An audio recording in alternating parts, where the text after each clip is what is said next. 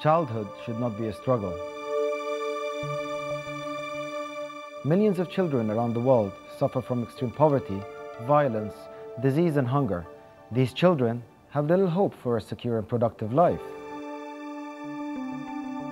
What if I told you that there is a long-term solution to poverty? That solution is education. Sounds simple, right? But the reality isn't. 69 million children around the world don't go to school. 1/3 of the children in developing countries that do go to school are unable to achieve even basic literacy. الطفل في المجتمعات الفقيرة يواجه قرارات صعبة جدا في مرحلة مبكرة من عمره. مثلا، هل يطلع الحقل ويشتغل؟ هل يقعد في البيت ويساعد أهله في الأعمال المنزلية؟ أم إنه يروح لمدرسة ويتعلم؟ صعب جدا على الطفل في هالمرحلة إنه يعيش تجربة الدراسة على أكملها، من بهجة، من تعرف على أطفال من نفس سنه، من تركيز، من تعليم، بالذات إذا كانت معدته خالية. لكن في بإمكاننا فعل الكثير عشان نساعد في حل هالمشكلة. When you visit the communities and sit and talk to parents, you get a clear sense of what's important. You don't need to tell them about the importance of education. It is they who tell us how much education is important and how much they need it in their village. We heard it once loud and clear in one of our visits to a rural village in Djibouti. We had just completed the construction of the first school in that region where the first generation of children of that tribe would receive an education. One of the parents stood up and said, "We realized that our children were going to become like us, blind, without an education. We wanted them to have a better future, so we fought for this school." We believe that primary education should be universal and accessible to all children. It should not be a privilege, it's a right. The international community came together in year 2000 to outline the 8 United Nations Millennium Development Goals and pledged to end poverty by 2015. 5 years later, the international community came together again, only to realize that the current efforts would not be enough. So in September 2007, His Highness Sheikh Mohammed bin Rashid Al Maktoum launched Dubai Cares, expressing his commitment towards achieving these goals, specifically the United Nations Millennium Development Goal number 2, which is to guarantee universal primary education, and goal number 3, which is to promote gender equality. So we were born, and Dubai Cares began its journey. The launch kicked off an 8-week campaign to raise funds in support of providing access to quality primary education to 1 million children in developing countries. At the end of the launch campaign, His Highness matched every dirham contributed by the community.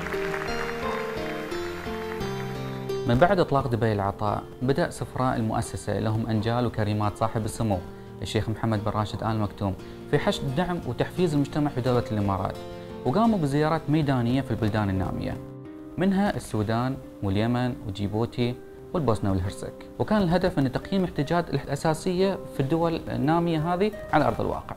ومن بعدها بدينا بتحديد شركائنا اللي يتمتعون بخبرات واسعة في مجال التعليم الأساسي، ومع بعض صممنا ونفذنا برامج هدفها توفير التعليم الأساسي السليم للأطفال في البلدان النامية. When we think of education, we immediately think of a school, teachers, books. But do we also consider access to clean water, or an environment that is safe and child-friendly, or even a system where girls are not left behind? The reality is that children in developing countries face many obstacles that prevent them from going and staying in school. We believe that if we focus our efforts on key components such as school infrastructure, school health and nutrition, water sanitation and hygiene in schools, and quality of education, we will dramatically increase the chances of children going to school and completing their primary education. Monitoring and evaluation of programs ensures that activities that are being implemented are both relevant and impactful to the communities that we support. Our routine field visits allows us to witness and understand the reality of a program, both its successes and shortcomings, and more importantly enables us to learn, to improve on our ongoing and future programs, as well as share our findings with other stakeholders. It's not uncommon for children in developing countries to walk several kilometers just to enter a rundown and overcrowded classroom, sit on broken desks, and sometimes on the floor. In some cases, the nearest school is simply too far, and parents choose not to send their children to school as they fear for their safety on the road. We work very closely with our partners in providing access to child-friendly primary schools. We're increasing the chances of enrollment and regular attendance for millions of children by building and renovating schools and classrooms, by building gender-specific latrines, and providing classroom furniture and equipment like desks and blackboards.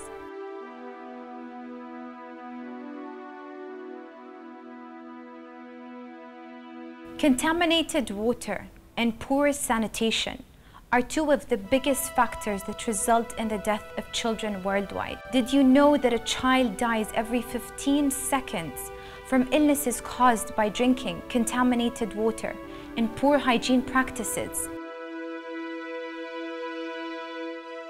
In the world's poorest countries, many children walk an average distance of 6 kilometers every day to collect water. How can they have enough time to go to school if they're spending their time and energy bringing water to their families? Should they have to choose between collecting water or going to school?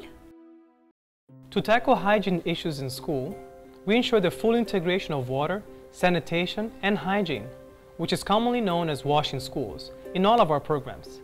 This is done through the design and construction of child-friendly and gender-sensitive facilities for sanitation, such as latrines and hand-washing stations.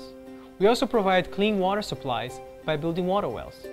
Just as important as providing the children with these facilities, we also promote effective hygiene practices in schools, like spreading awareness about the importance of washing hands with soap after going to the toilet and before eating.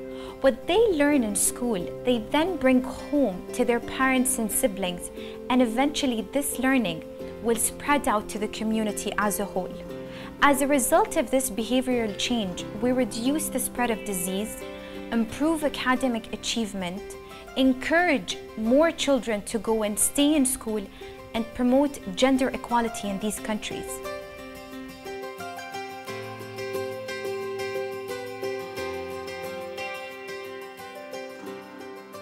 Poor health and nutrition negatively affect children's school attendance and ability to learn. According to World Food Programme, 66 million primary school-age children in developing countries attend school hungry, with 23 million of them in Africa alone. أكثر من 400 مليون طفل في عمر الدراسة مصابين بالديدان المعوية اللي تأثر عليهم سلباً وتسبب لهم نقص في الوزن وتضر في نموهم العقلي والبدني. وهاي الديدان المعوية تسبب لهم فقر في الدم وسوء في التغذية، وبالتالي الأطفال ما يقدرون أنهم يركزون في الصف ولا حتى يروحون للمدرسة.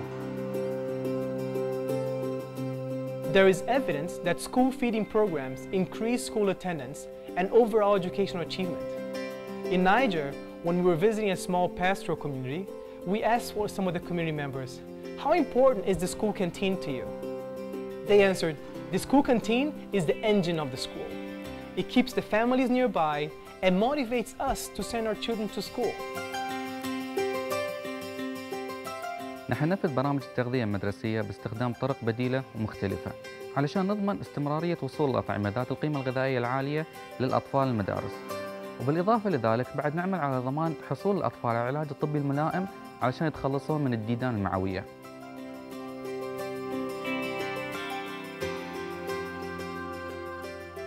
It's interesting how, when we look back to our days in school, we always remember a special teacher, someone who influenced our lives and taught us in a way that made everything easy to grasp. It is the same for children in developing countries. Having a good teacher above all things is what matters most. But good teachers are hard to find and even harder to keep. In sub-Saharan Africa alone, 3.8 million teachers must be recruited by 2015 to achieve universal primary education. We're all used to memorization as a way of learning. But how do we get teachers to go beyond memorization and ensure understanding of subjects like mathematics, language, and science? يحتاج المدرسين لتدريب جيد وفعال لتطوير مستوى التعليم، وبالتعاون مع المنظمات والوكالات المحلية والخبراء في المناهج التعليمية نقوم حاليا بتدريب جيل من المدرسين قادرين على توصيل المعلومات والتأثير على قدرة الأطفال في التعليم والتقدم. نحن نؤمن بأن التعليم يبدأ من البيت، حيث أن الآباء والأمهات لهم دور هام جدا في ضمان التحاق أبنائهم بالمدارس والاستمرار فيها. ما يقتصر دورهم على هذا الشيء وبس، لكن لهم دور آخر فعال في رصد البيئة المدرسية ويتأكدون من حصول عيالهم على المستوى التعليمي المناسب. لهالهدف دبي العطاء تتولى عمليات تدريب الآباء على إقامة وإدارة جمعيات أولياء أمور الطلبة والمعلمين والمجالس المدرسية. Any investment, large or small, going towards educating a child generates a powerful effect that brings benefit to that child for the rest of his or her life. Being able to read and write goes beyond the classroom and the textbooks. It enables children to understand the world around them. It is their passport to a life of rights, laws, privileges, and continuous learning. We believe in this power and we see it taking shape in all countries we are supporting. خلال ال5 سنوات الماضية قامت دبي العطاء بإنجاز الكثير. من إنجازاتنا وبفضل دعم المجتمع الإماراتي بكافة أطيافه قدرنا نوصل 7 ملايين طفل في 28 دولة من مختلف أنحاء العالم. وبفضل دعم شركائنا الدوليين قمنا ببناء وتجديد ما يزيد على 1500 مدرسة وفصل دراسي. حفرنا ما يتجاوز 1000 بير ماي، وقدمنا أطعمة مغذية يومياً لأكثر من 490 ألف طفل في المدارس. وزعنا أكثر من 2,000,000 كتاب باللغات المحلية، وأسسنا أكثر من 6500 اتحاد للآباء والمعلمين، وما زلنا ندرب ونأهل أكثر من 23,000 معلم. We are really proud of our accomplishments and we are very grateful to everyone who supported us along the way. What we have achieved through our several partners, donors, supporters and volunteers goes beyond numbers. Our job is far from over. There's more great work to be done.